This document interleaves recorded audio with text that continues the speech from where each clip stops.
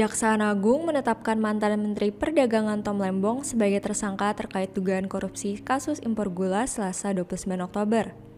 Dalam kasus dugaan korupsi impor gula ini, pihak Kejagung menyatakan tidak ada politisasi. Direktur Penyidikan Jaksa Agung Muda Pidana Khusus Abdul Qohar menegaskan penyidikan kasus dugaan korupsi impor gula sudah berlangsung cukup lama. Ia juga menjelaskan pengungkapan dugaan korupsi impor gula telah dimulai sejak Oktober 2023 dan sebanyak 90 saksi sudah diperiksa. Abdul lebih lanjut mengatakan Kejagung bekerja berdasarkan alat bukti dan tidak tebang pilih dalam menetapkan tersangka.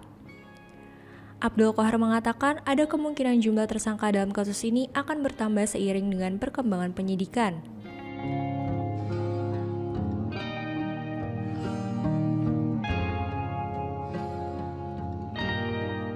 Kejagung telah menetapkan Tom Lembong dan Direktur Pengembangan Bisnis PT Perusahaan Perdagangan Indonesia berinisial CS sebagai tersangka. Diperkirakan negara mengalami kerugian akibat dugaan korupsi ini sebesar 400 miliar rupiah. Tom Lembong diduga lakukan penyalahgunaan jabatan dengan mengeluarkan izin impor gula pada 2015 lalu meskipun saat itu stok gula dalam negeri alami surplus.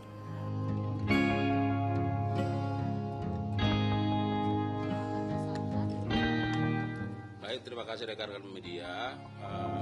Yang pertama saya mau sampaikan dulu bahwa dalam penanganan perkara terkait importasi gula ini ya 2015-2016, sekali lagi saya katakan bahwa di sini tidak ada politisasi hukum, ya, tetapi murni ini penegakan hukum, bahwa terhadap penegakan hukum ya, prinsip tentu harus dimaknai terhadap pemenuhan adanya bukti permulaan yang cukup. Bukti permulaan yang cukup itu harus dilihat dan ditemukan dari setidaknya dua alat bukti. Itu supaya clear ya. Karena ada pertanyaan melalui rekan media, kenapa harus sekarang? Ya. Memang saya sampaikan bahwa penyidikan ini sudah dilakukan sejak Oktober 2023, jadi persis 1 tahun ya. Nah, tetapi bahwa setiap penanganan perkara ada karakteristik yang dimiliki oleh perkara itu. Tidak bisa disamakan satu perkara dengan perkara yang lain.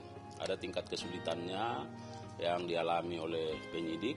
Nah, oleh karenanya kemarin saya sampaikan bahwa selama kurun waktu 1 tahun ini bahwa penyidik terus melakukan penggalian, terus melakukan pengkajian, dan terus melakukan pendalaman terhadap bukti-bukti yang diperoleh.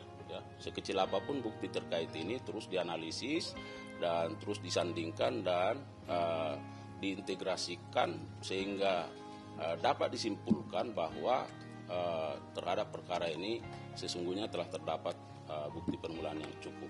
Tom Lembong dan CS disangkakan melanggar pasal 2 ayat 1 atau pasal 3 Undang-Undang Tindak Pidana Korupsi junto pasal 5 ayat 1 ke 1 KUHP dengan ancaman hukuman maksimal seumur hidup.